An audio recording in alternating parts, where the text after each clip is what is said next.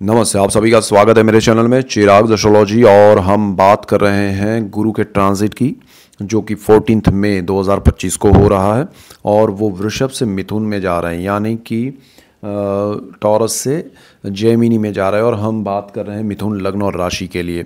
तो आपके लग्न में, आपकी राशि में आ रहा है गुरु महाराज, और गुरु का वो इफ़ेक्ट आपके लिए समझना बहुत ज़रूरी है। आपके लिए ज़बरदस्त इफ़ेक्ट होगा और आपके जीवन में बहुत बड़ा बदलाव ये समय में आएगा।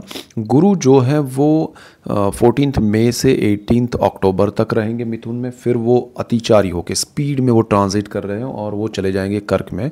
फिर 5 दिसंबर को वो वापस आ जाएंगे रेट्रो होकर और यहाँ पर वापस मिलेंगे आपको मिथुन में। फिर वो जून नेक्स्ट ईयर 2 जून को वो ट्रांजिट करके रूटीन ट्रांजिट उनका तब होगा। ये बीच में वो स्पीड में चल के आगे निकल जा रहे हैं, फिर सोचेंगे अरे मैं बहुत आगे आ गया, वापस आ जाएंगे दिसंबर 5 तारीख को। तो अभी हम जो बात कर रहे हैं वो गुरु का अक्टूबर 18 तक जो ट्रांजिट है वो, और ओवरऑल इफेक्ट की बात कर रहे हैं। ठीक है, वो जब ट्रांजिट करने वाले होंगे तब हम अलग से उसको समझेंगे। तो यहाँ गुरु जो है वो मिथुन लग्न और राशि के लिए, लग्न को ज़्यादा इंपॉर्टेंस दीजिएगा। मिथुन वालों के लिए गुरु का आपके घर में आना, आपके लग्न भाव में आना, आपकी राशि में आना बहुत इम्पॉर्टेंट है। आपके जीवन में पॉजिटिविटी बढ़ेगी, आपके जीवन में नया उत्साह आएगा, नया एक थॉट प्रोसेस आपका बिल्टअप होगा। और वो फर्स्ट हाउस में आपके आएंगे, यानी कि फर्स्ट हाउस आपका थॉट्स है, आपके माइंड सेट है, आपका जो भी विचारधारा है, आपका देह भाव है। तो सारी पॉजिटिविटी गुरु की मिलेगी आपको, आपके थॉट्स में पॉजिटिविटी आएगी। इससे आपके पूरे बॉडी का एक वाइब्रेशन जो है, ऑरा जो है वो पॉजिटिव हो जाएगा। तो यहाँ आपके लिए शुभ एक ट्रांजिट होने वाला है जो आपके लिए बहुत अच्छा है। गुरु का आपके माइंड सेट को पॉजिटिव करेगा। आप जो निर्णय लेना चाहते हैं काफ़ी समय से, तो वो ले पाएंगे। आप किसी को कुछ जैसे अब तक कह रहे हैं तो वो समझ नहीं रहे या एक्सेप्ट नहीं कर रहे हैं, नाउ आपके लिए वो सब चीज़ें होंगी जो आप बोलेंगे, लोगों को पसंद आएगा। आप जो सोच रहे हैं वो सोच में ऐसा बदलाव आएगा जो सामने वाले को भी एक्सेप्ट करवाएगा। तो सारी चीज़ें आपके लिए फेवरेबल होगी। तो आप खुद के लिए भी बदलाव अनुभूति करेंगे और दूसरों को भी वो अनुभूति होगी कि हाँ ये बहुत पॉजिटिव है, ये बहुत सही है, इनकी बात सोचनी चाहिए, समझनी चाहिए, एक्सेप्ट करनी चाहिए। तो आपके लिए गुरु यहाँ बहुत बड़ा ऐसा बदलाव लेके आ रहा है कि आपके जीवन की दिशा बदल देगा। और उस वजह से फिर आप बहुत सारे निर्णय लेंगे, वो बहुत अच्छे रहेंगे आपके जीवन में आने वाले समय के लिए। गुरु की 3 दृष्टियाँ होती है, उसमें से एक दृष्टि पहली अगर हम बात करें तो वो जहाँ बैठते हैं वहाँ से 5वें स्थान पे दृष्टि करते हैं। तो यहाँ से 1 2 3 4 5, 5वां स्थान आपकी कुंडली का भी 5वां स्थान है, क्योंकि आपके लग्न और राशि भुवन में गुरु है। तो 5वां जो स्थान है वो प्रेम का है, विद्या का है, संतान का है और स्टॉक मार्केट का है। वहाँ पर 7 नंबर लिखा है आपकी कुंडली में। तो आपके संतानों के लिए बहुत अच्छा समय होगा। आपके संतानों के जॉब में, पढ़ाई में, बिज़नेस में बहुत अच्छा समय है। गुरु उसमें अच्छे, उनको जैसे कोई एडमिशन लेना है तो सही स्थान में, सही कॉलेज में, सही ब्रांच में एडमिशन दिलाएगा, जो उनके लिए भी अच्छा होगा और आपको भी उससे खुशी होगी। तो फ्यूचर उनका अच्छा बन रहा है। यहाँ पर गुरु की दृष्टि की वजह से जिनको संतान प्राप्ति की इच्छा है उनको भी ये समय बहुत अच्छा है, और जिनके संतान जॉब, बिज़नेस, पढ़ाई करें उनके लिए भी अच्छा है। और अगर आप खुद स्टूडेंट हैं तो आपके लिए ये समय बहुत अच्छा है।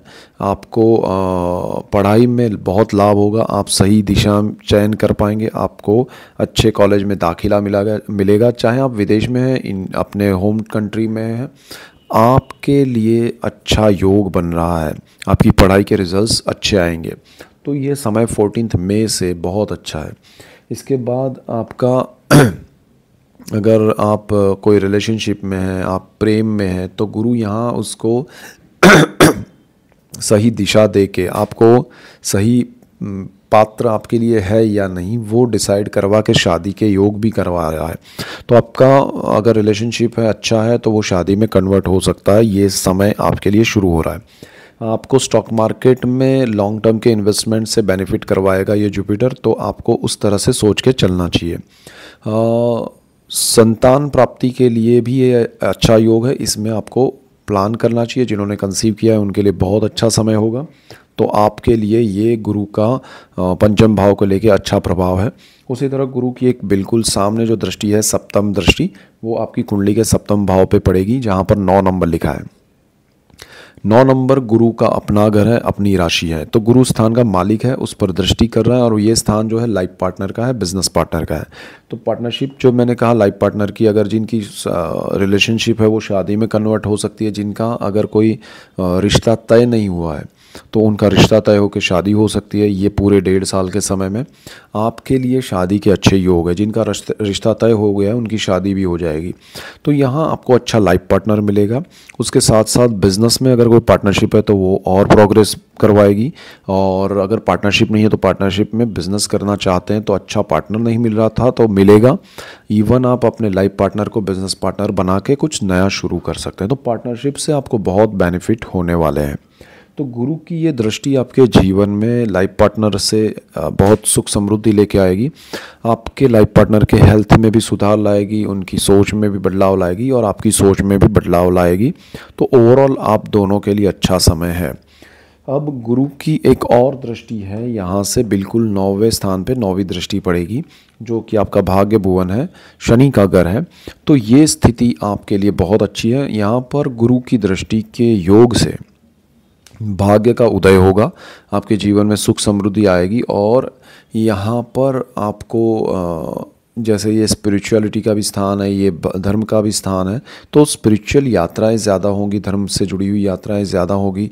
आपकी मन्नतें या आपको कोई पुराना कोई ऐसा काम रह गया है स्पिरिचुअल उसमें मन्नत में, या आपने कुछ मांगा है जा नहीं पा रहे तो वो दर्शन करना है तो वो जा पाएंगे, वो हो पाएगा।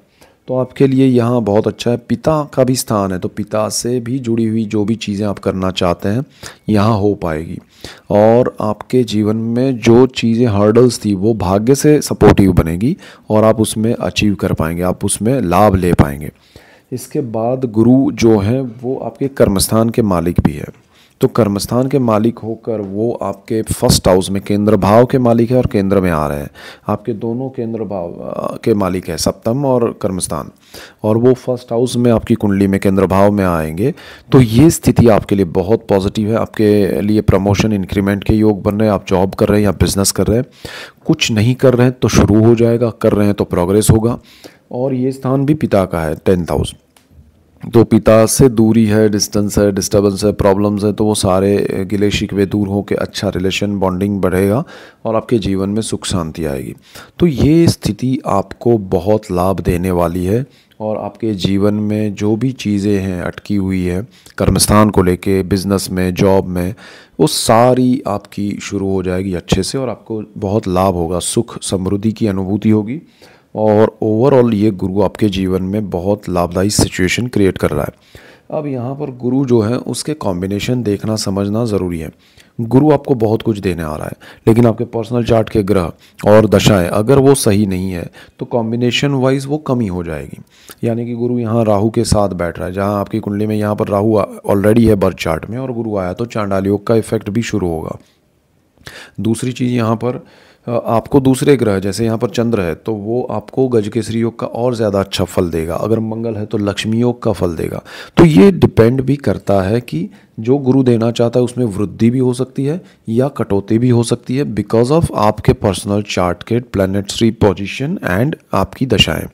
तो उसको भी आप समझ के चलिएगा और हम दूसरे डिटेलिंग करेंगे। राहु केतु का ट्रांजिट 18 मई को हो रहा है, ये 14 मई को, और 4 दिन बाद 18 मई को राहु केतु के ट्रांजिट हो रहे हैं, उसको भी हम समझेंगे। तो ऐसे ही डिटेल वीडियोज़ मैं आपके लिए लेके आ रहा हूँ, इसलिए आपको मेरा चैनल चिराग एस्ट्रोलॉजी लाइक करना है, शेयर करना है, सब्सक्राइब करना है, बेल आइकन ज़रूर दबाएं ताकि आप सबको लाभ हो, और आप सबको लाभ होगा तो मुझे खुशी होगी। So that's it for today, keep watching Chirag astrology. Thank you for watching, God bless you and good bye, thank you.